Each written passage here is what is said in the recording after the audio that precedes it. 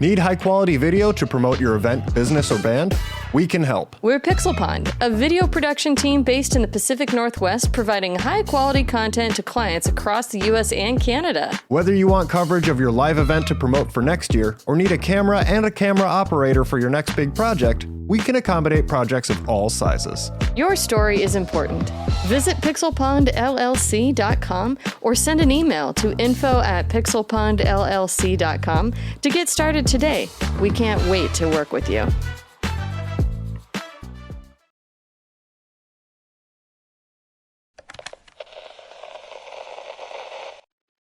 Parental warning. The following podcast is rated T for teen. Please podcast responsibly. This time on Gamers Week podcast. Capcom is making a life-sized Leon Kennedy statue for Resident Evil's 30th anniversary, and of course the internet is being totally normal about it. Totally. And squee in 3, 2, 1. So I think we should make a movie about stealing this statue specifically for Blue, but it's a found footage, right? It's like us like running in and like, grabbing it, and then, the cops are chasing us. I think we would make a hell of a movie. Because we would get caught. Oh, 100%. I think it would be for the fame and notoriety and all the stuff that we would get positively from that experience. I think it's well worth it. I would risk it. You guys are the best, just for me to have Leon at home. For about 8 minutes before the cops come in. I can do a lot in 8 minutes.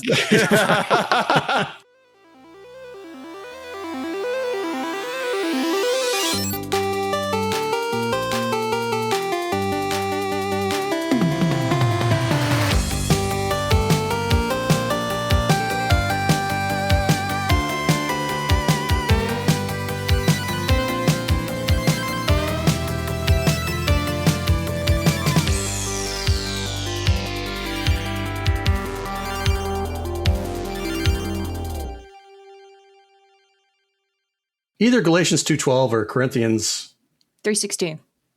There you go. Whatever That's the one that everybody says. That's John 3. No, Yep, it's John. Yeah. but it's Corinthians 3.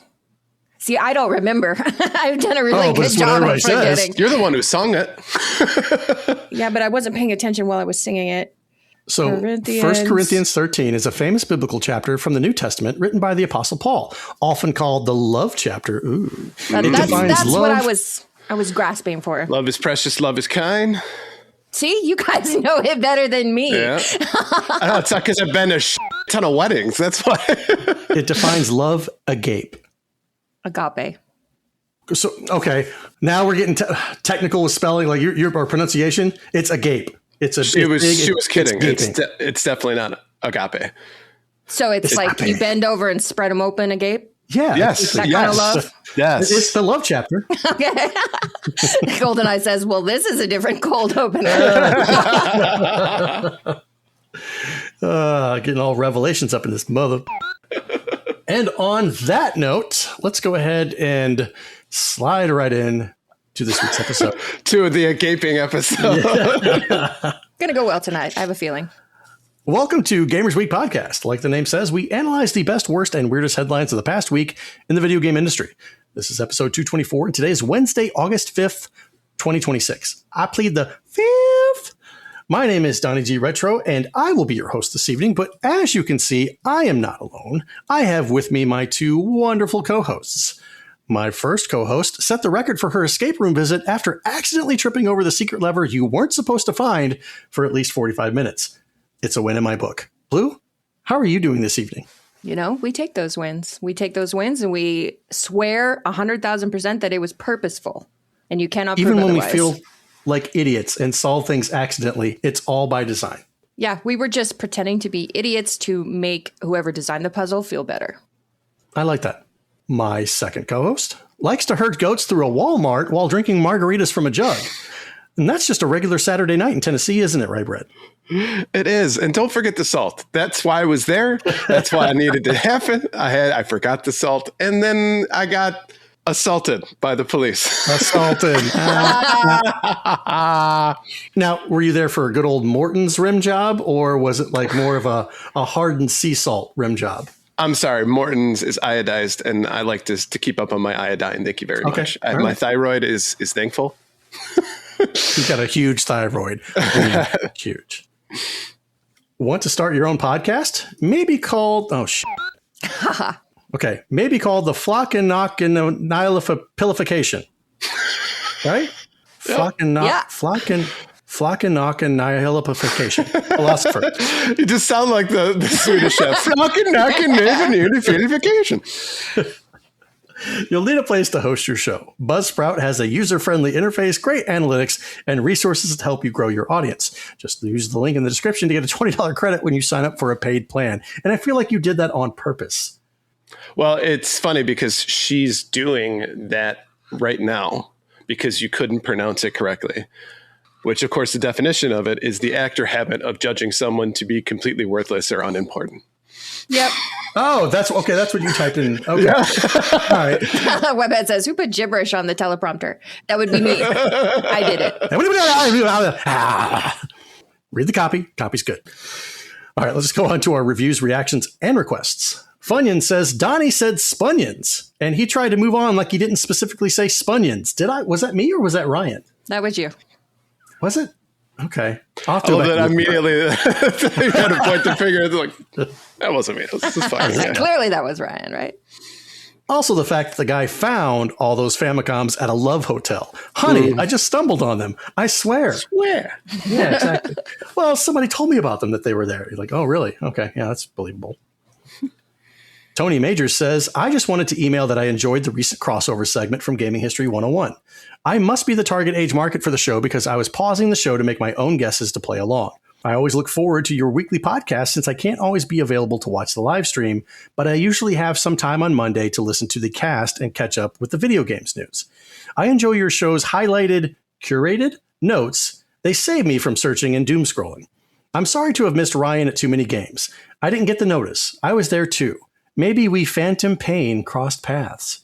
I like that. And, thank you so much, Tony. That's awesome. I love to hear that you're kind of actively involved with the show. And that's exactly why I think we do this, is that we want, especially like with the trivia stuff. I've heard that a lot of people do that too. They'll pause the answer to kind of formulate the answer for themselves and then continue playing it. So that's super cool.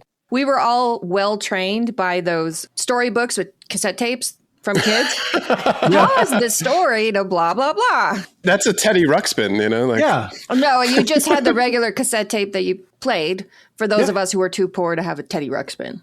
Sorry. I never had a Teddy Ruxpin, but my parents did have a sweet-ass sound system. So they got the sweet-ass sound system. Yeah. F this kid, right? No. I got my fair share of action figures and stuff like that. I was totally happy. I got Castle Grayskull. I got a G.I. Joe Tomahawk. I was perfectly fine. I will say Slayer coming out of Teddy Ruxpin is quite the experience. And Tony, sorry I missed you at too many games too. I don't think I did did a good enough job letting people know I was going to be there. But yeah, maybe we did cross paths. We crossed. Maybe you both felt it in the cockles. Yeah. Mm-hmm. There was a moment where I was like, oh, there's something profound here. Oh. And Patty Pixel says, promo the podcast and make thumbnails using y'all's faces. Stick that lady's face in your thumbnails and your views will 4 times instantly. Great show. First time viewer. Well, thank you for calling me a lady. I mean, I really appreciate it. Yes, I think Patty Pixel is probably correct in their advice, but then we would have to be making the YouTube face every week, where we act like we're watching Jesus Jello wrestle Elvis, and it's the most amazing thing we've ever seen. And I don't think I can do that. To be fair, that would take a lot more effort than I like to put into it at the moment.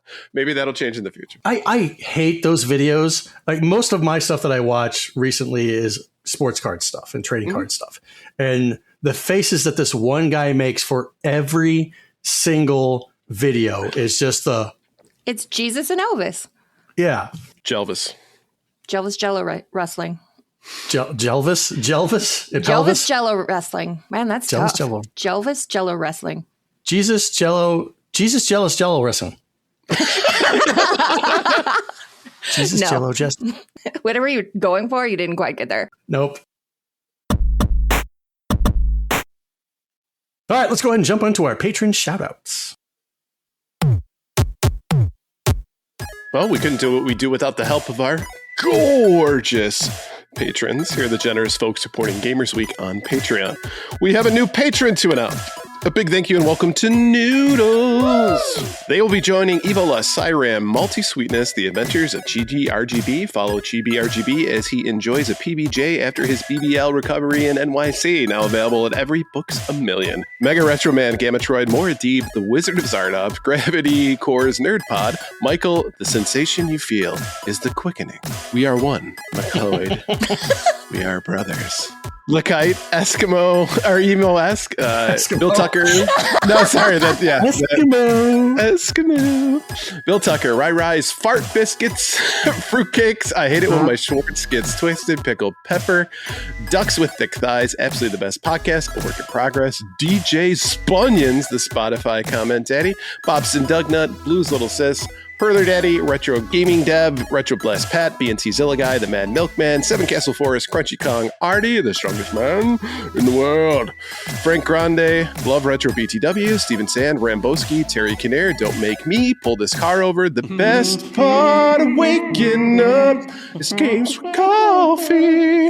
Hybrid Divide, You Fall Before Me, Let's Play Princess, The Shorty, The Pixelpon Family, including Shannon and Luke and the Pinball Wizard, Zach, a.k.a. Old Cluster Nuts, Puzzle Butter, Number One, Blue Simp Gimp Pimp with a pet wimp chimp, eating a crimp limp shrimp while riding a pimp dimp blimp, John Barron, and Sassy Sony.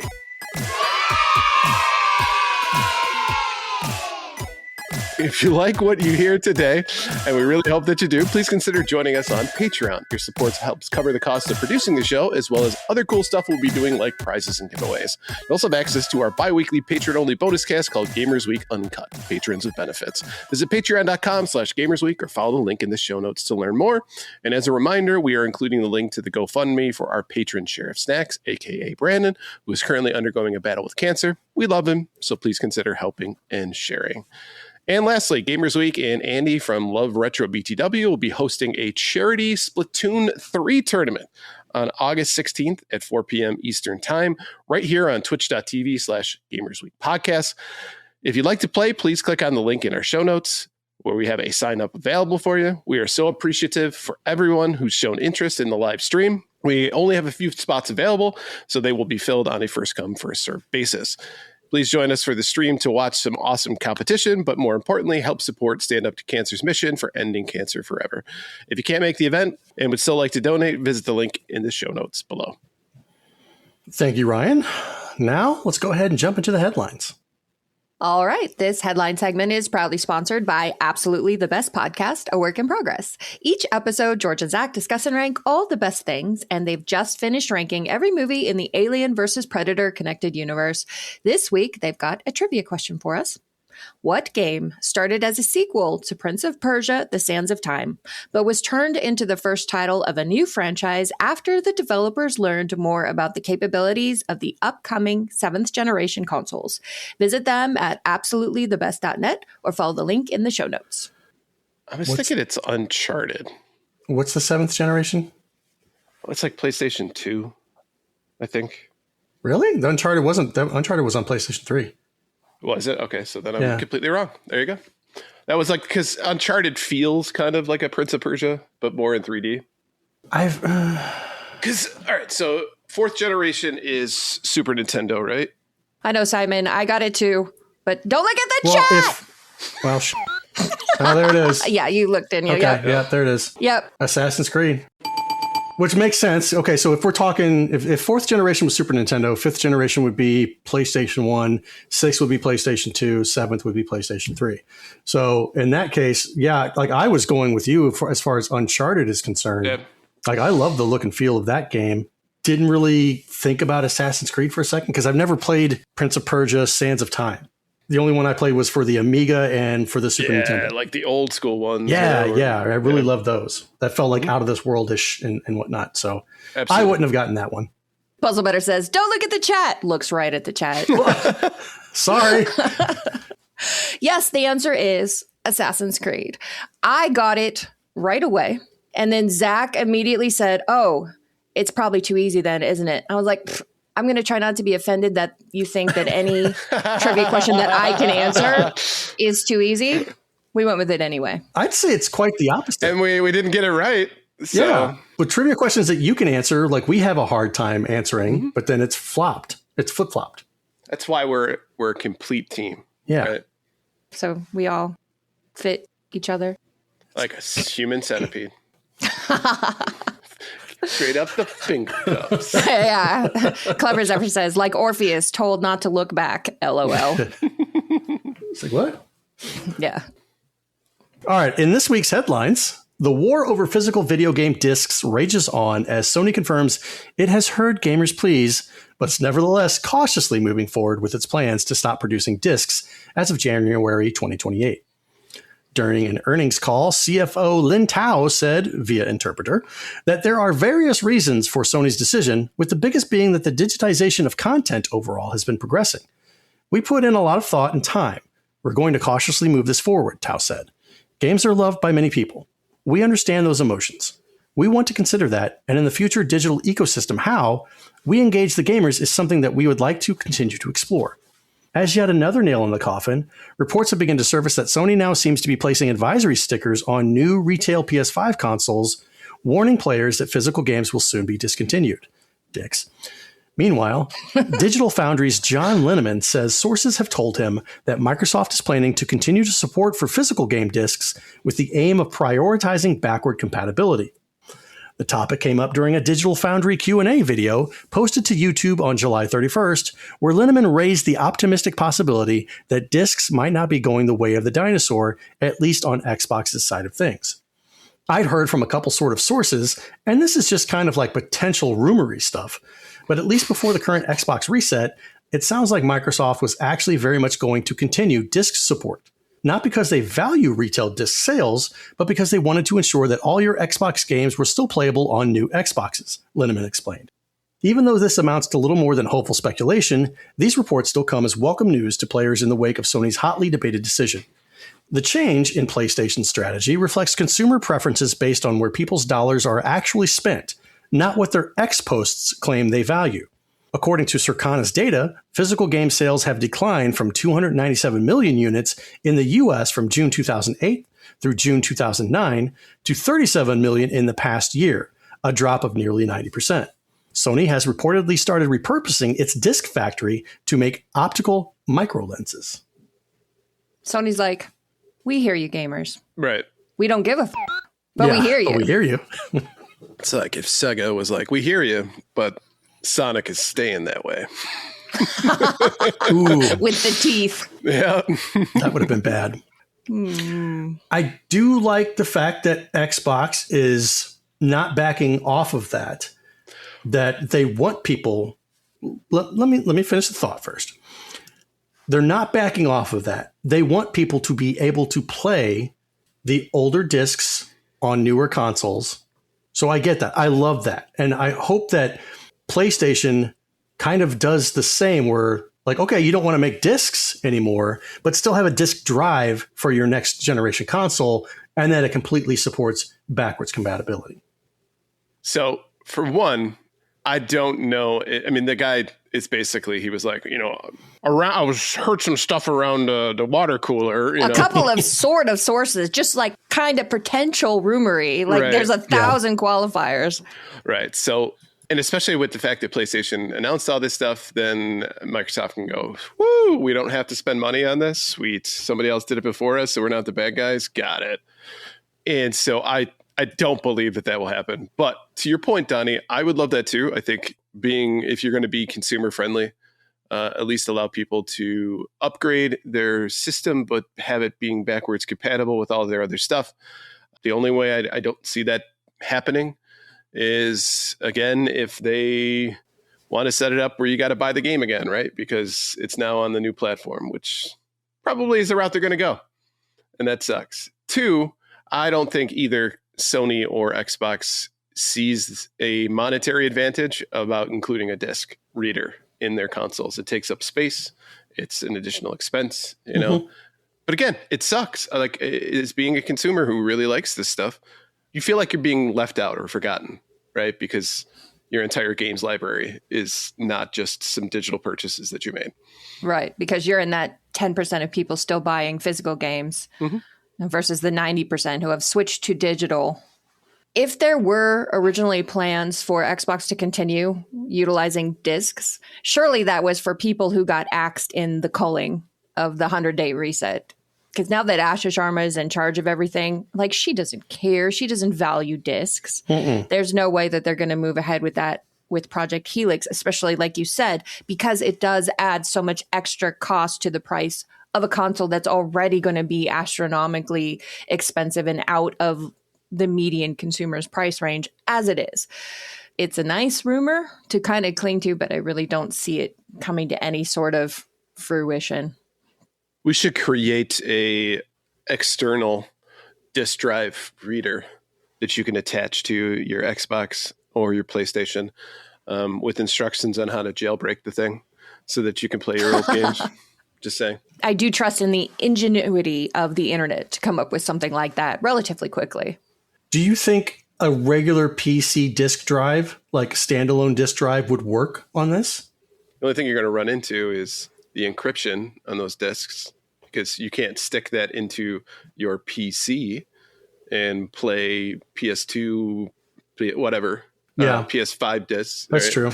Yep. I get what you guys say. You know, it's not cost effective for them to do this, but ultimately, do you think that by Sony and subsequently Microsoft, let's just say they both get on board and they just completely stop making physical discs, they stick with the virtual downloads and everything like that, a 90% decrease in the amount of physical discs sold on the PlayStation in that time frame, and we're talking almost 20 years here, 18 years, right. 18 years. Because of that number has significantly decreased in the eyes of Sony. Yeah, it doesn't make sense to them to continue making physical discs. And right now, yes, people are up in arms about them not making physical discs. But I think with the amount of people still buying virtual, that it's not we're not going to see that revolution of everybody just like, nope, I'm no longer doing this. I'm no longer buying games, which is kind of where I'm at as far as like a console is concerned. I'll still buy virtual games on Steam and play them. But and I said this before in a couple of different episodes, if it's a console, I cannot get on board with buying a game and then ultimately knowing that they're going to shut down support for that system at some point. Yeah, but especially when consoles are now becoming the price of an inexpensive PC, what's the advantage? I mean, the whole point of having a console was it was a cheaper option, and you could watch it on the big TV, right? Yep. But now that that's not the case, like basically what you're buying is a curated user interface that makes it easier for you to buy a specific company's games. Yeah, when you put it like that, pretty much. There's really not much point to it anymore. I mean, I get that there are going to be people who are absolutely all over Project Helix because they like the, user interface, and there's probably going to be exclusives. But to your point, Donnie, I just don't see it. If I've already got the equipment, you and I and Blue, we all have PCs. What do we need? Well, Blue's got it. So me and Donnie have PCs, and Blue has a potato. I have a potato with some wires sticking out of it. Mm-hmm. But the point being is, if it's not going to give me an advantage when it comes to cost, why do I care? Yeah, sure, yeah. I'm going to upgrade my PC by getting a new graphics card and bigger memory and all that kind of stuff. Sure, that's going to be expensive for me, but I get to choose when that happens. Mm-hmm. And to be fair, I think Epic and Steam, those have most of the games you're looking for anyway, and the ones that you don't, you just got to wait a little bit of time for them to show up. Go Hobo Go says, I like to think I've been preparing for this with all my physical game collecting over the years. Now I don't feel so bad hoarding RPGs. I can now get to like a hobbit happy in this hole. It just reminds me of the Twilight Zone episode with Burgess Meredith. He's the guy who reads all the time. And then the nuclear war happens and everybody dies. But he was in the vault reading. So he comes out and he's stacking all these books up. That's us. I just hope our glasses don't break. I don't wear glasses. I'm good. You two are the ones who are in trouble here. There was time now. There was so much time. This is for distance. Yeah. It's funny to me, though, that Sony is sticking warning stickers on the boxes of PS5s, letting people know that discs are not going to be available soon. Like, are you actively trying to discourage people from buying a console? Right. Why would you put those on there? They're already actively discouraging by upping the price of the damn console that's been out for 6 years. Yeah. It's like they literally have decided they don't want to sell any more of these. It's bizarre to me. But even though we've discussed earlier that there is no chance in hell that Xbox is going to continue with discs when Sony is not, there's such an opportunity here, though. If there could be a console maker that could figure out a way to continue with discs, I mean, they would capture a huge portion of the market segment immediately, like no questions asked. Donnie. Yes, sir. Who's it going to be? Look over your left shoulder. No, I don't have to look. Sega! Okay, remember when they switched from cartridges to discs? Yeah. Mm-hmm. It was cheaper to make the disc, right? I think. Yeah, it's just a piece of plastic. Realistically, when you think about it, it should all cost the same, right? Because you have the box, you have the box that you had to make, you had the instruction booklet, then you had the plastic for the cartridge, and then the chip and everything like that. Transfer over to the disc. Now you've got the disc, you've got all the data that you got to press onto the disc. You had the instruction booklets and stuff like that, the plastic cases. So kind of all the same, but everything's gotten so much cheaper to make on a grander scale. Could they go back to cartridges? I mean, Nintendo did. Well, yeah, Nintendo, they went away. Yeah. Yeah, they went to their key cards almost immediately because the Switch cards just weren't working. They barely worked for a generation of console. I will say it is easier because of just how information is stored now to have like a solid state, cartridge or whatever. I mean, you can store gigabytes upon gigabytes on a flash drive nowadays, or like a micro SD card. Yeah. Right. And over time, those physical SD cards have gotten cheaper and cheaper and cheaper. Right.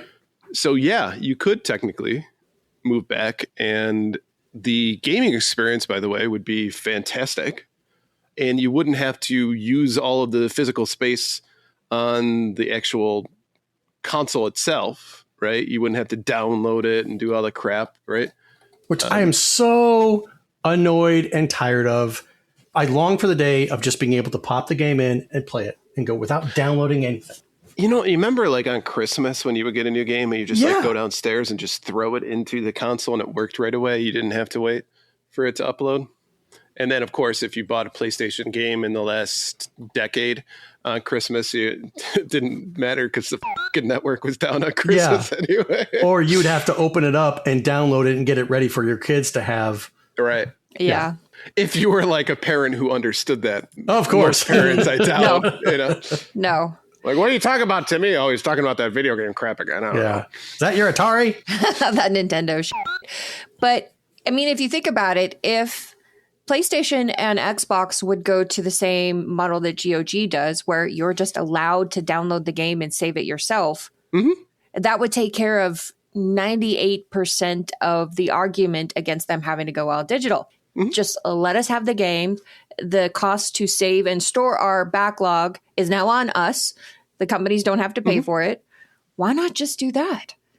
Because then they can't charge you for the remake and the upgrade and all that shit.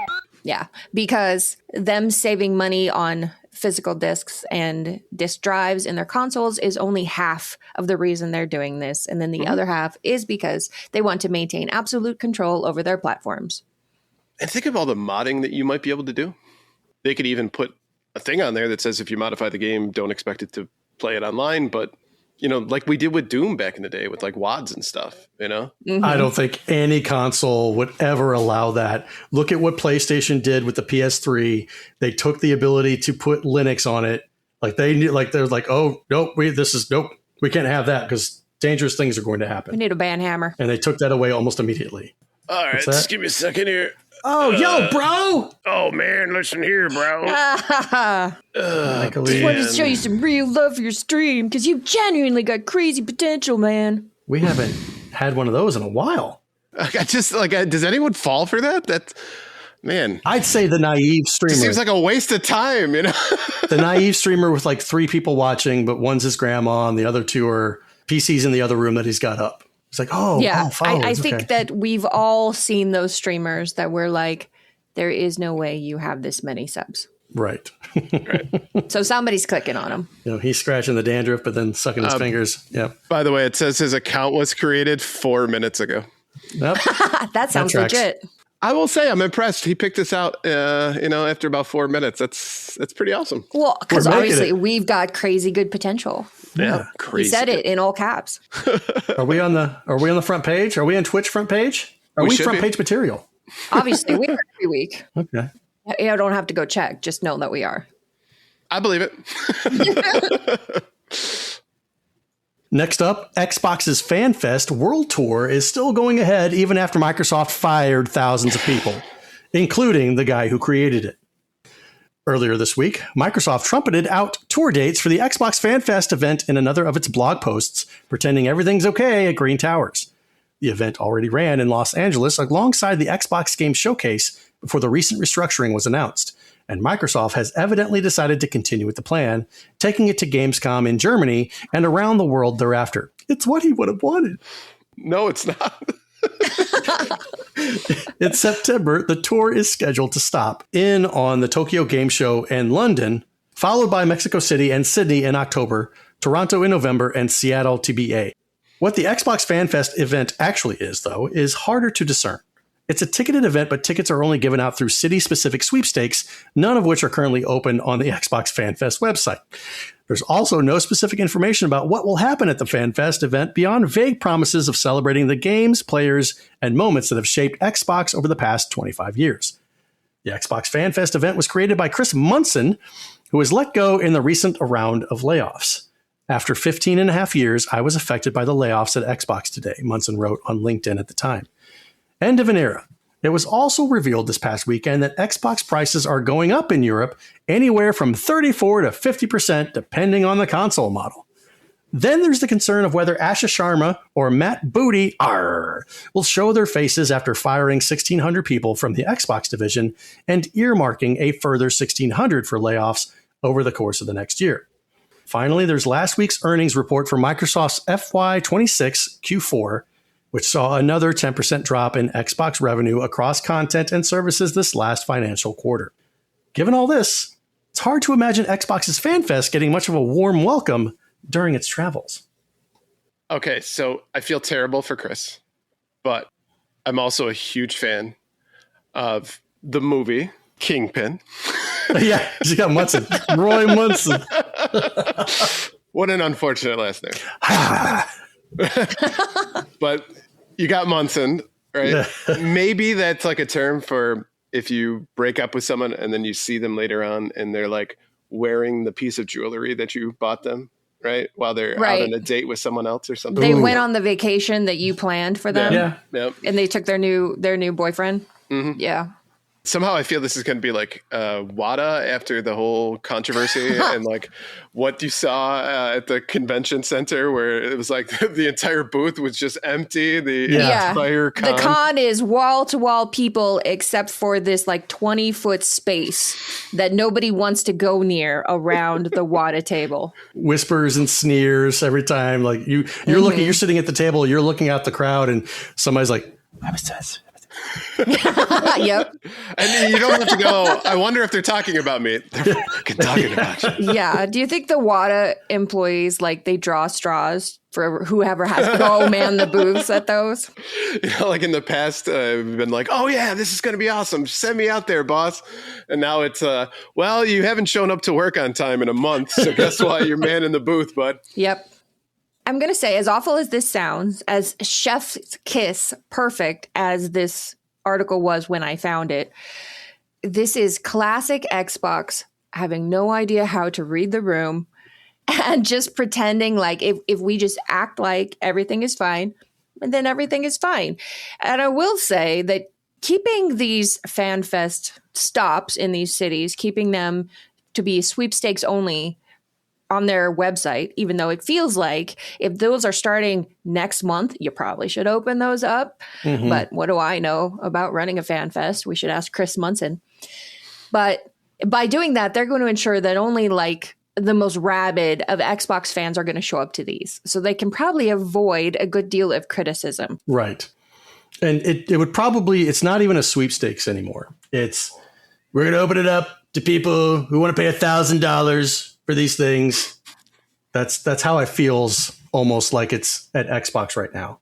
Getting people to believe your narrative that everything's okay, right, everything's fine, all the while f***ing them right in the back. To your point, Donnie, I think the sweepstakes thing is probably not going to be the $1,000, but it's going to be Twitch streamers that they know are of a particular Xbox leaning, or stuff like that, where they're definitely going to avoid controversial people, and they're definitely going to avoid people who obviously have an X to grind. So this is horseshit. It's a dog and pony show. Of course, we're going to make this exclusive. Yeah, exactly. They're definitely only going with people who are willing to be bought. Exactly. I will say I am willing to be bought. So but you have to prove it first before anyone will buy you. That's the catch-22. Oh, okay. So I gotta get out there, mix with them. Right. You have to be a sellout first, and then perhaps they will buy you. I am not a sellout already.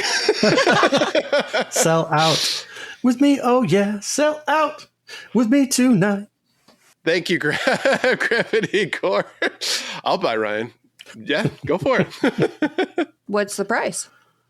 I'm extremely cheap. So there's also no specific information about what will happen at the FanFest. So how are they going to celebrate the games, players, and moments? Are they just going to relive certain moments like, oh, let's look at this. Let's have an in-depth panel on this franchise that shaped Xbox and this guy that did this thing for Xbox and yada, yada, yada. No, I think it's going to be mainly propaganda.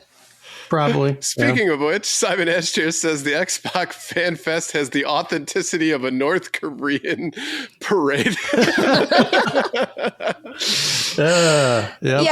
Yeah, it's going to be 100% nostalgia. We're going to play up our classic hits, the stuff that people grew up with. Let's play the music that gets you right in the feels. There'll be characters there, cosplay. Yeah, nothing bad, just a big celebration of everything good of Xbox. With most of which has been 10 years ago and before. 2009? Yeah. 2001 to 2009. And after that, we pretend nothing happened. I was going to say, I wonder why Sega hasn't done something like this. But then again, Sega has specifically said that they are not a retro company. That's right. They're not a retro company. Like the thing that people want the most from us that has the most earning potential for our company, we don't just want refuse to do it. Yeah. We refuse to do it. We hate money. Yeah. We've been hating it since the 90s. It's like that child actor who has to grow up and do porn just to prove that they're not that anymore. Oh, that's what Sega's doing. That's disheartening. Yeah, the chick from Boy Meets World. Yeah, I know. Mm-hmm. It's just Punky Brewster too, right? Did she? No, I don't think so. Wow. Dustin Diamond. That's true. Screech did. Yeah. I saw that video. Yeah. Oh. You actually saw it? That's a long time ago. How was the technique? Like, was he? No. This one, like he gave the. Oh. Yeah. Oh. Yeah. I'm glad that you've told me about it, so I don't look it up now. So thank you, sir. You're saving lives out there. Yeah, you don't need to look for the link that I know you're probably looking for right now and posting it in our chat. We're not going to click on it. I'm not going to click on that. Webhead says, okay. So after Donnie said he saw that video, the faces you made, that's your thumbnail pic.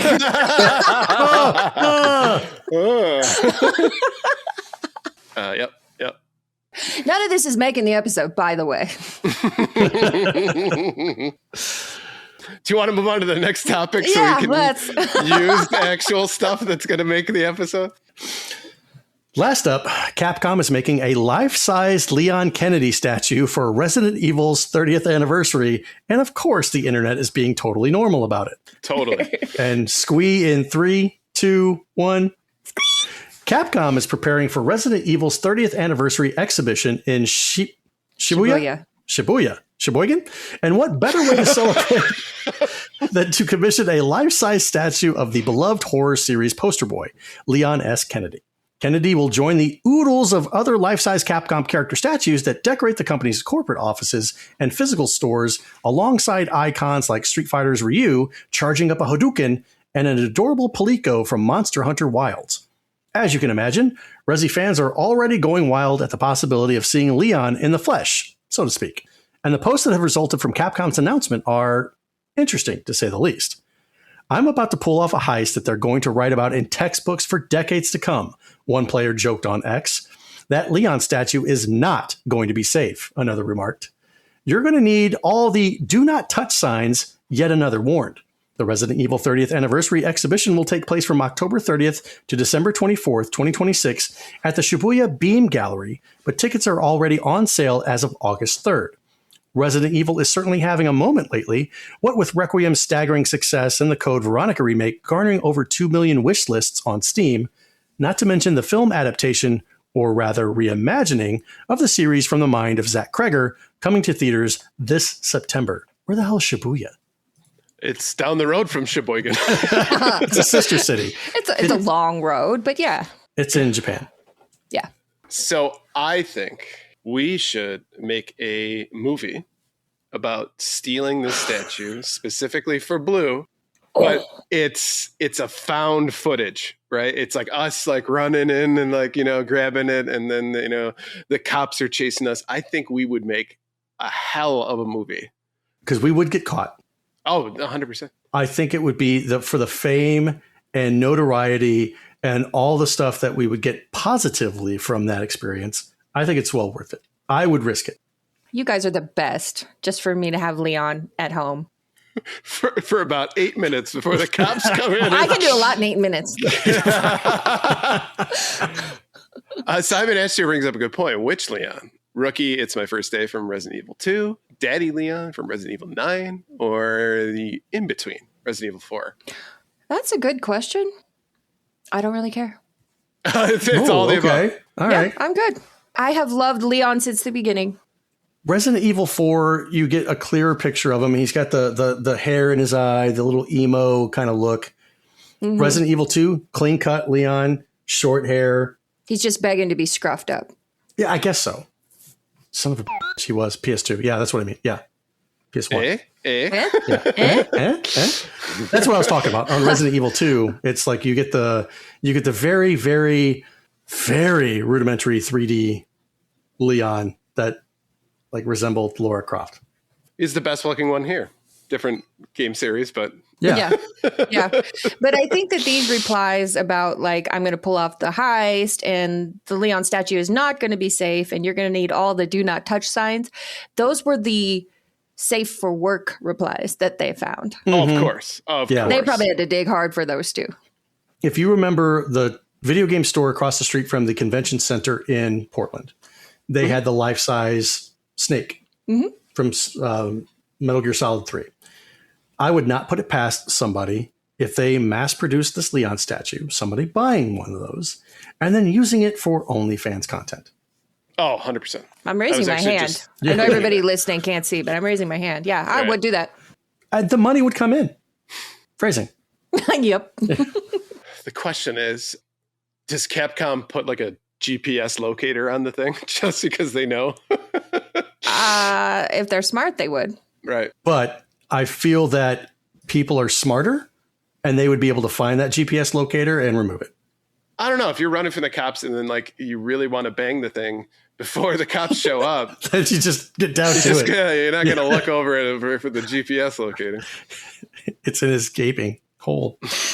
You know, you guys, we've been on a 5-week streak of not getting an explicit rating on iTunes, and I think we're breaking that this week. You're the one who picked the topic for this. So Simon Estier says, Ryan and Donnie dress up together as one Lady Dimitrescu and pretend to be a mannequin until the exhibit closes, then steal the Leon at night. Who's going to be the top part? I think you should be the top part. I think you have a much more feminine face than I do. Excuse me? What? I don't have a feminine face. Soft, gentle lips. And you shave your beard a lot more than I do. So that's true. know? Yeah, you think you'd be happy for an excuse to get rid of it? But then I got to do something about these. So, we both would have to do something about them. Thank you. Well, yeah, Ryan would have to get some badonkadonk. I can work on it. Yeah, start doing squats. Sitting at the gym, like, what are you doing, Ryan? Like, oh, getting ready.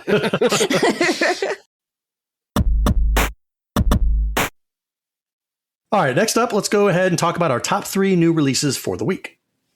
All right, first up is Beast of Reincarnation, PS5, Xbox Series X and S, and PC. Game Freak's brand new title, Beast of Reincarnation, is an action RPG with a fusion of real-time and turn-based combat. Experience the innovative one-person, one-dog action RPG in the beautiful yet harsh world of Beast of Reincarnation. What awaits at the end of Emma and Ku's journey?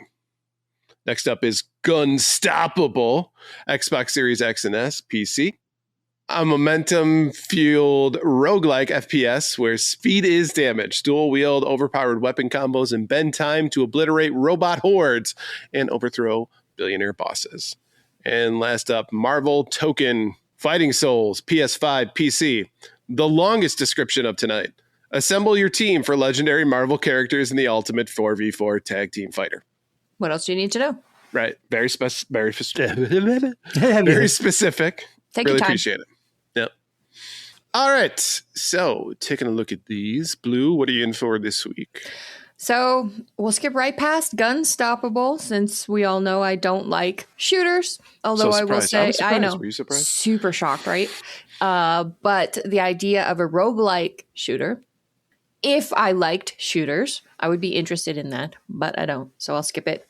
Marvel Tokon, not a fighter person, not a Marvel person. I will say that visually it looks really good. I really like the animation of it, but not going to get it. Are you a DC fan then? I don't like superheroes. You know this. Would you like Castlevania? I am superhero agnostic.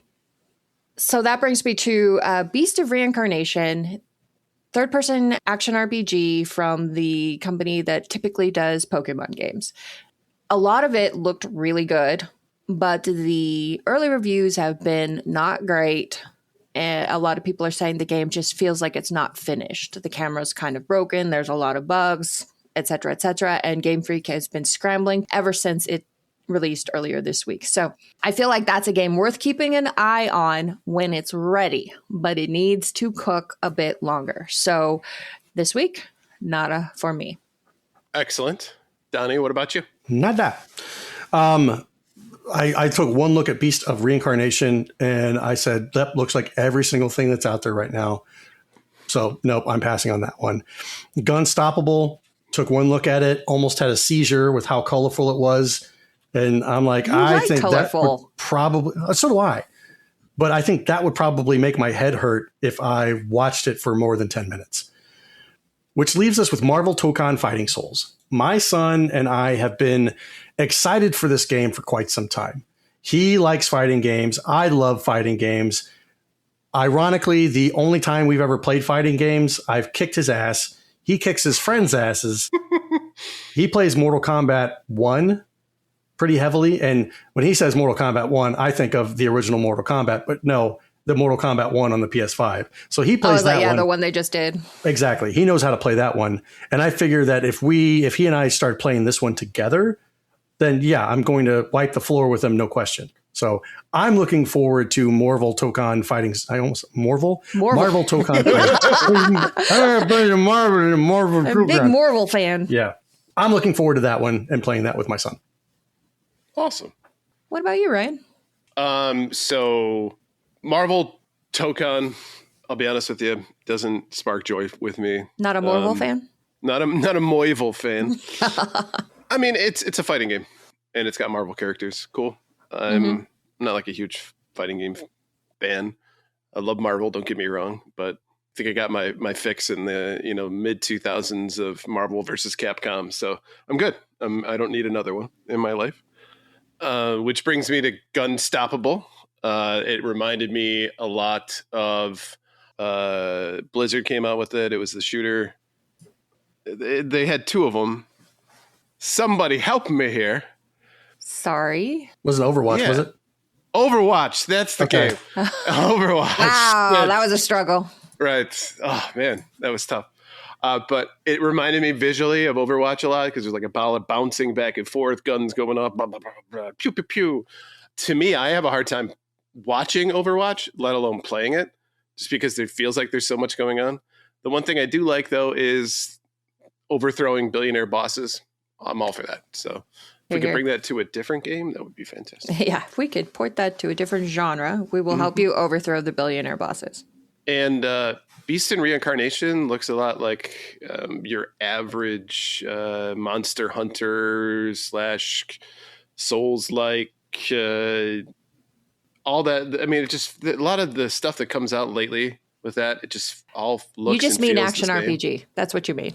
No, and not necessarily. It just all feels like it's the same. It looks the same. The mechanics are the same. So maybe it's the genre, but I think it's not all encompassing of every action RPG. But yeah, it just feels stock. I don't know. I wasn't terribly impressed. Very good way to put it. That's the way a lot of stuff feels. Yeah. So I'm a roll for 3 on this one. I got no desire to pick up any of these ones. So if we're going by the poll for the patrons, I'll go with the fourth choice, which we'll talk about here in just a second. Blue? Well, you could read the poll. I don't have it up. It doesn't always have to be me. I don't have it up. And I know that you do. Actually, I don't. Hang on. Okay.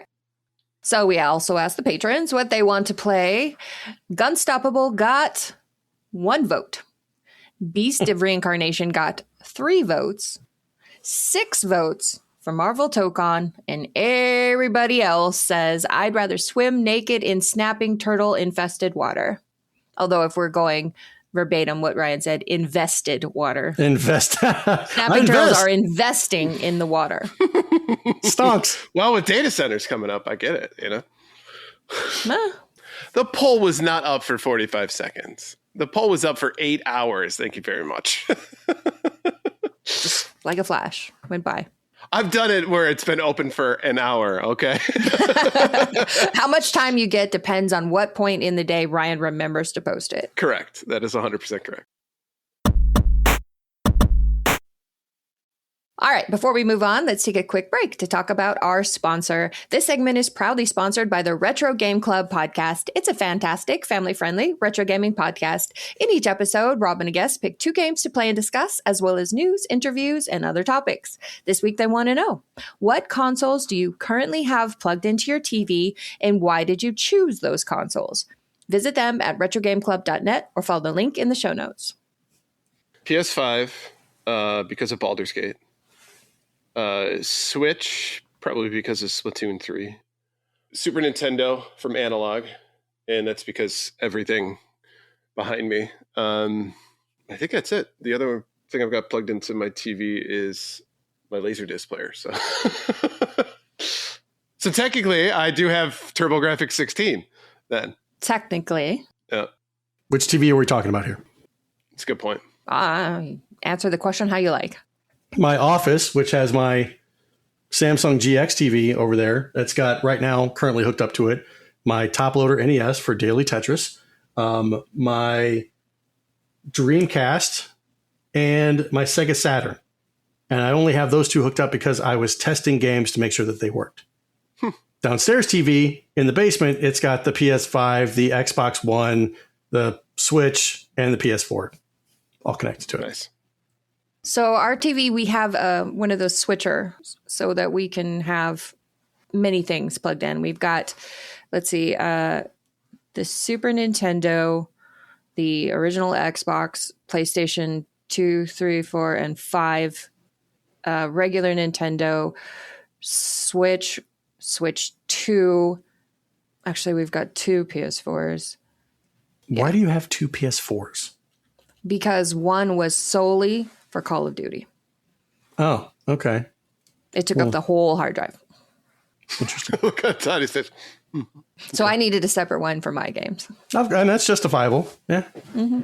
If I could find a switcher for all of this retro stuff to be able to plug in the RC cables. N64. Forgot that one. Okay. Yeah. And a GameCube. If I could find something to plug everything in there, then I would do the exact same thing. Have it all going to that and then one output into the TV. Is the stream glitching for everybody or just me? I don't think it's glitching. Let me double check. No, seems to be fine. Okay. Yep. The wires might be loose on my potato then.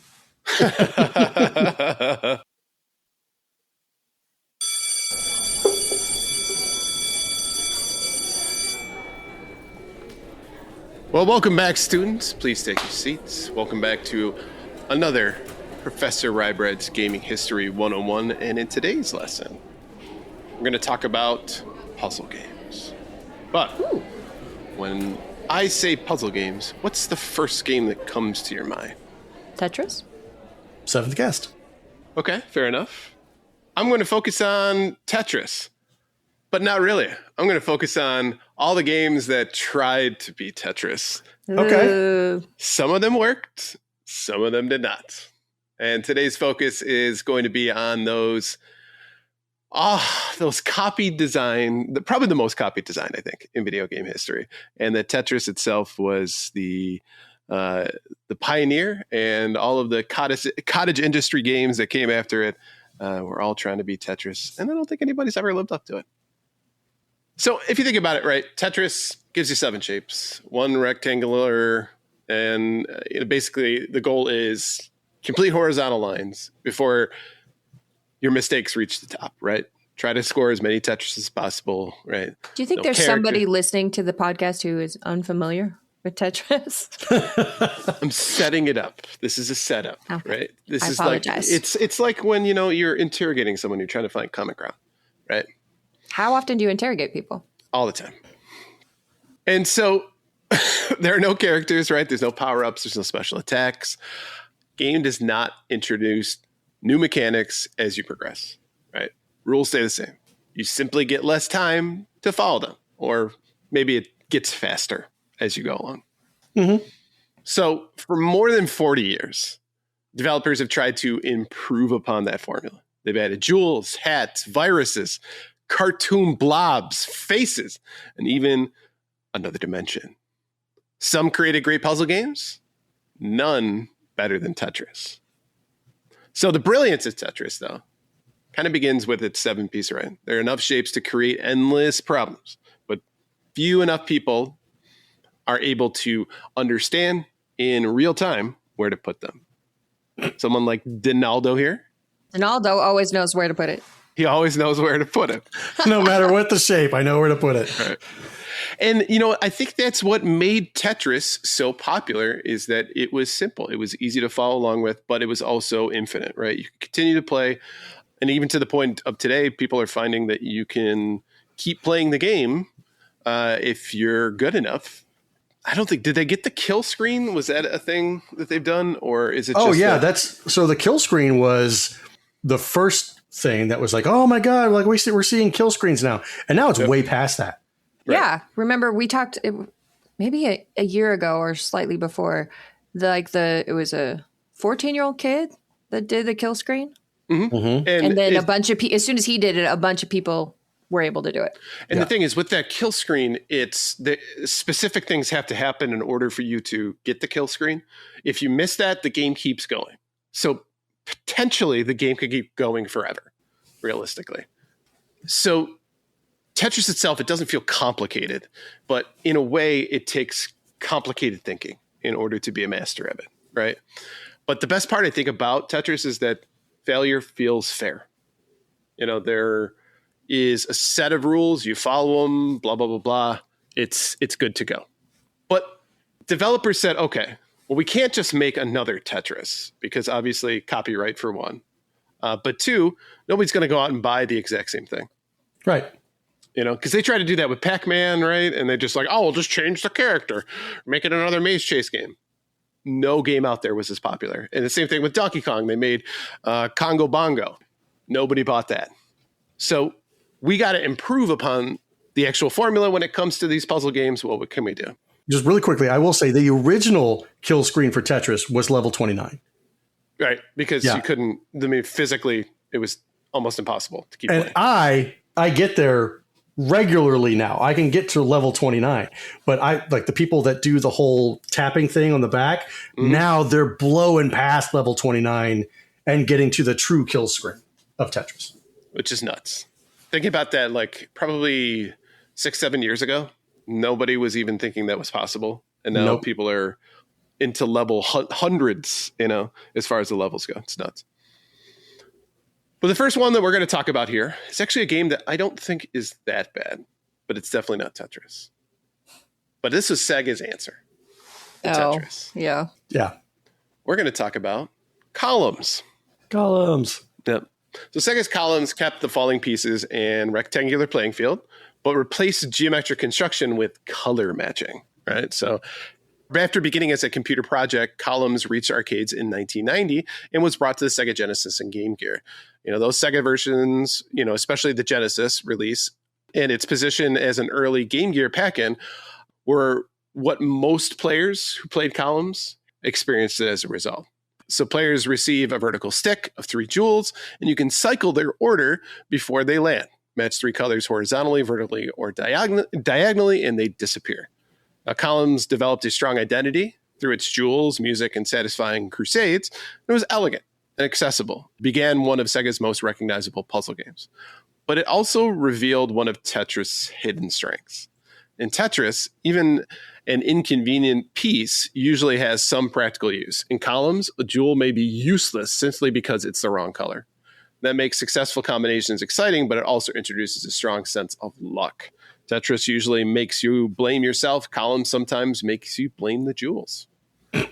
Even though it's become a classic, I don't think it's ever escaped the shadow that is Tetris. Because when you say, what other games were like Tetris? It's Columns. You don't say Columns is a great game on its own. I can't do colors.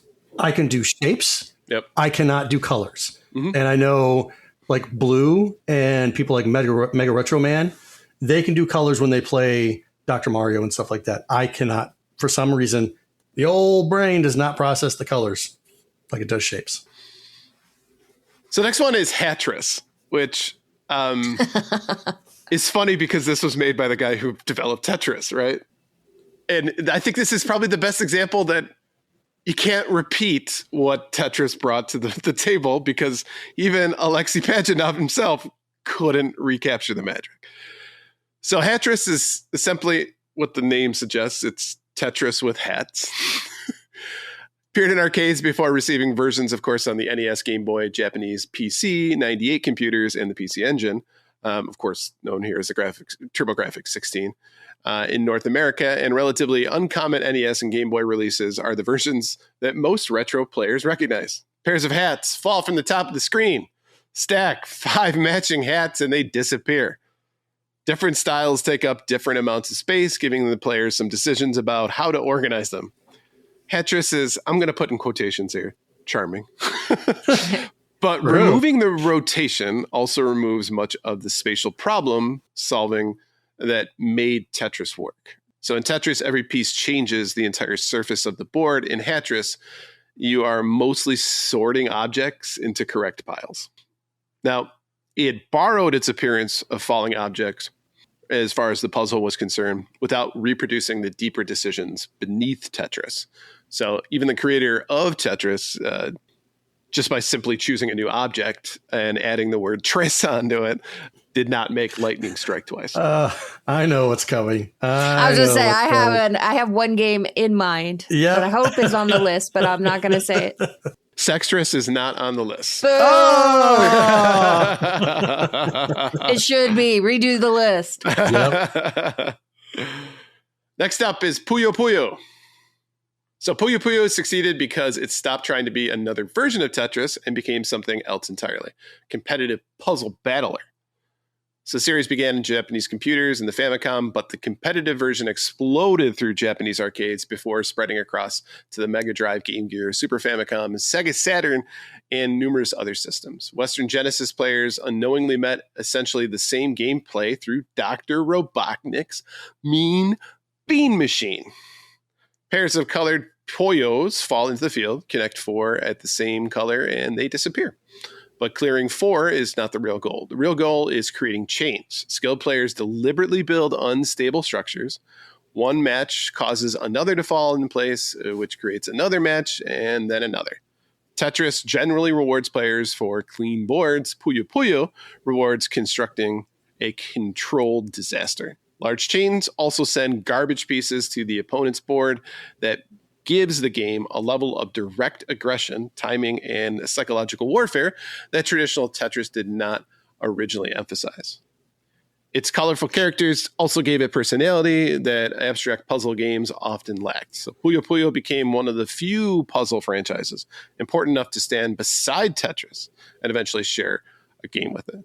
Literally. And it's right. It did not replace Tetris. Games. But it found something Tetris was not doing and became exceptional at that instead. Next up is Snood. Now, Snood, I've actually heard is like Tetris, but backwards. And I think that's a terrible analogy, but I have heard that. So it's more like a puzzle bobble game, right?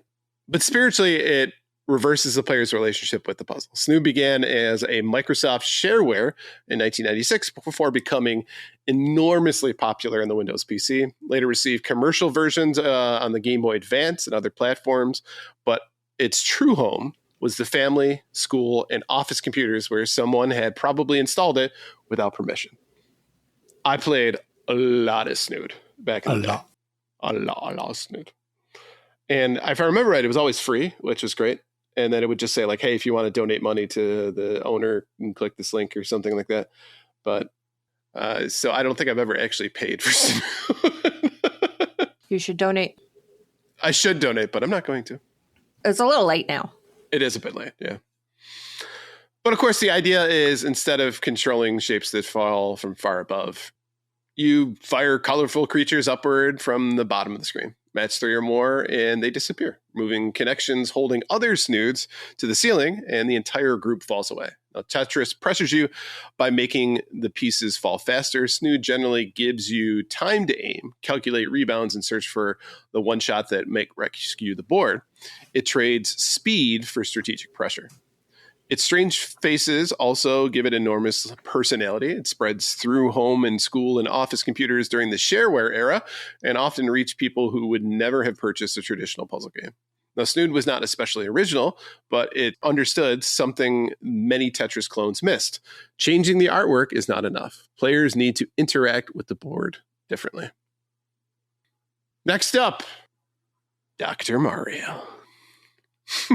Now, Nintendo's Dr. Mario replaced Tetraminos with two-sided capsules and filled the playing field with colored viruses. The original arrived on both the NES and Game Boy in 1990, and those remain versions were closely associated with it.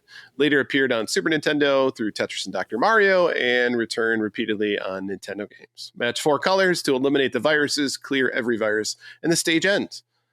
A defined ending is an important difference. Traditional Tetris asks, how long can you survive? Dr. Mario gives you a contaminated bottle and asks you to clean it. The capsules can also split apart. Clear one half of the supported side falls, potentially creating another match below it.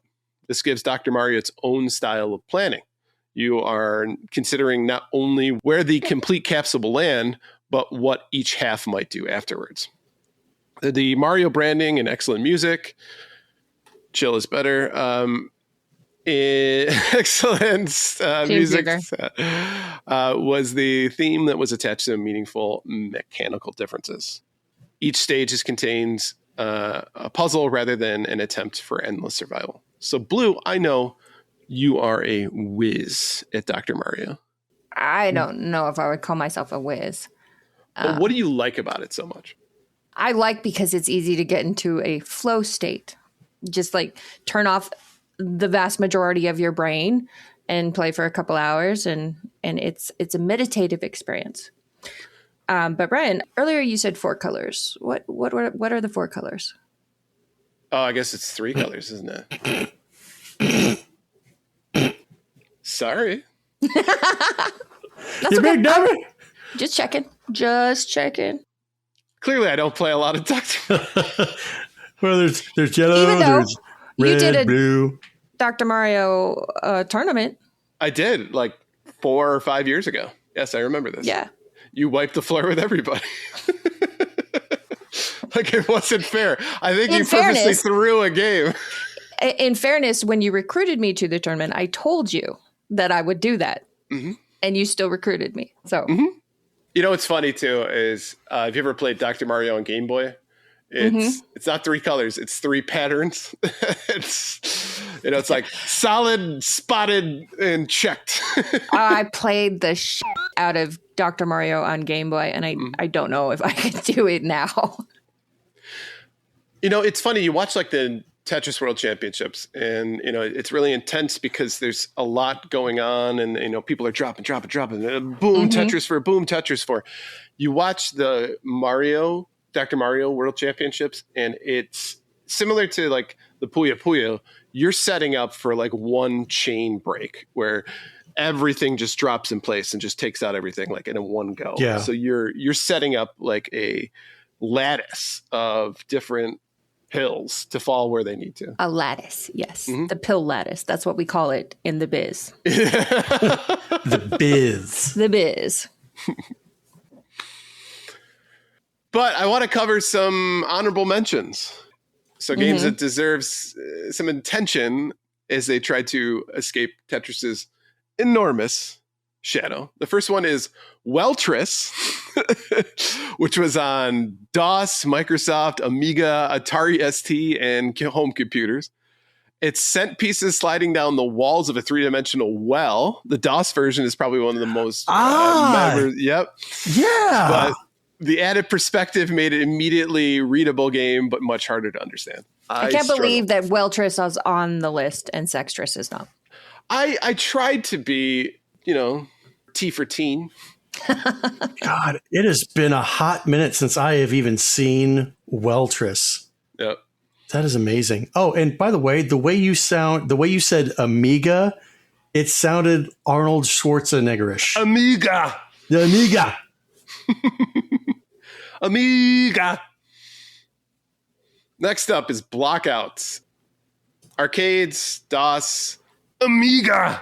Genesis, and Atari Lynx. And actually, if I remember right, it's the pack-in game for the Gamecom, the Tiger Gamecom. Like Weltris. Yep. Blockout is a 3-dimensional pit and allow players to rotate pieces across several different axes. It received many computer ports. One of the most notable, of course, would be the Genesis and the Link version, but I think it's more mentally exhausting than it is satisfying. Webhead says, if Ryan knew the conversation would include Screech's porn and banging statues, I'm sure he would have included Sextris. You are correct, Frankie. Right? You are correct. I appreciate the effort, but I think it's a little late. Next one I'm going to include is not technically a Tetris clone because this was out before Tetris, but still falls in the kind of the category of puzzle games that people think about and they go, oh yeah, rather than going, oh yeah, let's play that. And that is Clax. So it was on arcade, Atari Lynx, NES, Genesis, a myriad of home computers, right? So players caught colored tiles rolling down a conveyor belt and arranged them into matching patterns. It began as an Atari arcade game and then was heavily ported, with the Lynx version becoming one of the system's most well-known early releases. Next one is Yoshi's Cookie on NES, Game Boy, and Super Nintendo. Players slide entire rows and columns to create matching lines. The original NES and Game Boy edition came out in 1992. And followed more by a more colorful version on Super Nintendo the next year. This, to me, is one of the most boring games that Nintendo has ever created. Yes. Oh, my God. I know a lot of people are I have such fond memories of Yoshi's Cookie, but I never jived with this game. It's like you played Super Mario World and you had all these ideas of what a Yoshi game was going to be. And then it was Yoshi's Cookie and you're like falling asleep. Right. Was that Wario Woods or Wario? Yeah, the other one that was similar to that. Right? Yeah. But you're switching stuff around and like it just, oh my God. Come on. Yeah. So kind of, wrap things up. I think the history of obviously Tetris Intimidators is filled with one basic misunderstanding. Developers looked at Tetris and saw the empty space, like, oh, there's no characters. Let's add characters. There's no power-ups. Let's add power-ups, right? Even like later versions of Tetris, like Tetris 2, like, let's add bombs. Yeah. Only 2 dimensions. Let's add another one. But, when it comes to Tetris, its simplicity, it wasn't really a lack of design. It was a result of nearly everything unnecessary not being there. Of course, 7 pieces create endless, situations. The board can be understood with a glance. The rules remain constant. Those are all things that sat in the Tetris's wheelhouse that didn't need anything else to make it popular. So if we look at it, like, for example, Columns was like, hey, let's add color to this. We'll make it color matching. Dr. Mario is like, all right, we got fixed objects, but we can divide up the pieces. Puyo Puyo became like a 2-player kind of thing. And Snood was like, let's replace the shapes with faces and it'll be fun. What we saw is that, there were a few that survived and they gave players something that Tetris didn't. So things like Dr. Mario and Puyo Puyo and a few of the others. But some of the weaker ones, they stayed close enough to invite one devastating question. Why am I not just simply playing fucking Tetris? Right? Fucking Tetris. Fucking Tetris. Right. Thank you for listening to episode 224 of Gamers Week Podcast. And a big thank you to the Retro Game Club podcast, Love Retro BTW, Pixel Pond Production Company, and absolutely the best podcast, A Work in Progress, for sponsoring this episode. Don't forget to check out their links in the show notes. If you want to connect with Gamers Week, follow us on Twitter and Blue Sky at Gamers Week PC. Watch us right here on Twitch at twitch.tv/Gamers Week Podcast, where we will record live every Wednesday at 8:30 p.m. Central Time. Email us at gamersweekpodcast@gmail.com. Visit our merch store at gamers-week-podcast.creator-spring.com. Or if you want to do it the easy way, follow the link in the show notes. And last but not least, join us on Patreon at patreon.com/gamersweek. And finally, since you made it all the way to the end of this episode, please leave us a rating and a review to let us know how we did. We really do value your feedback. And while you're there, consider subscribing on iTunes, Spotify, or your podcast platform of choice. And that last sentence, finally, since you made it all the way to the end of this episode, reminds me of the Sesame Street book with Grover. The monster at the end of this book. Yes. Yes. One of my favorites. Love that book. I have no idea what you guys are talking about. Oh, wow. You know what we should send Ryan for Christmas? A copy of the monster at the end of this book. A copy of the monster at the end of this book. And the Everything in the Whole Wide World Museum. I'm not sure I know that. Yeah. No? And the Great Cookie Thief. No. Nope. Still not. I know that one. But we make a surprise at the end of the monster at the end of this book. It's a picture of your nutsack, probably. It's funny that he knows immediately what we're going to put. Oh, good Lord. Okay, that is it for us, ladies and gentlemen. Thank you very much for joining us for another shenanigan-filled Wednesday. We greatly appreciate it. So thank you for sticking with us. We will be back next week, live on Monday with an actual uncut on Monday. And then next Wednesday for another live episode. So sit back, relax, strap on your seatbelts, and have a pleasant evening. Keep your hands and arms inside the stream at all times. I mean, you can wave them wildly outside the stream. That's okay. It's encouraged. Take care, everybody. Have a good night. Bye, guys. Good night.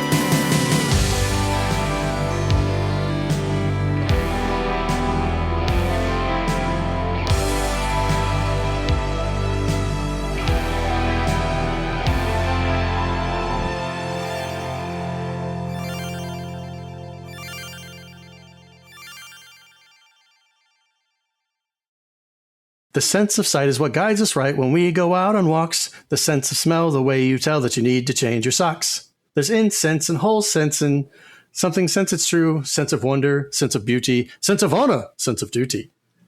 The sense of touch is what hurts so much when you bang your toe on the bed. The sense of hearing is something good because if a tree falls in the wood, would there be a sound? You bet there would if it landed on top of your head. I did not recall that one until just this moment. Thank you. You're welcome. Mainly, I remembered the Animaniacs State Capitol song. Yes. Because that's what got me through that test at school. I mean, I don't remember it, but I did enjoy the countries one. I used to know them both. Like I studied them, listened to them over and over and over again. How old were you when Animaniacs was out? Was that 90? I think I was in 8th grade, 8th or 9th grade, I think. I was waiting for you to say, like, I was 17. Fox's Kids blog from September. Yeah, 1993, I was a 8th grade going into 9th grade. No. It's ironic because I was 8 years old. I was 12. 493. God, you people are Yeah. old. No, I was in high school. I thought so. Baton Rouge, Louisiana, Indianapolis, Indiana, and Columbus is the capital of Ohio. Texas has Austin, then we go north to Massachusetts, Boston, Albany, New York. I am so impressed, honestly. Why can I not get paid for this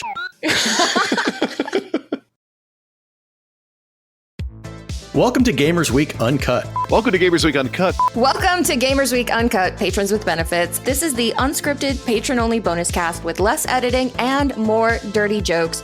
We don't know where the conversation will go, but we're sure it will be weird. This fish just went right on my nipple, and I'm just like, I Google Street Fighter 6. The first search result that comes up is people think they can see Ryu's dick in the Street Fighter 6 reveal. Listen up here, kids. You're not going to want to get one of those VD STDs things, right? Make you fall off. When you go, grab a pro. You'll be doing it for America. That was perfect. If you want to hear weekly episodes of our patron-only bonus cast, join us at patreon.com/gamersweek.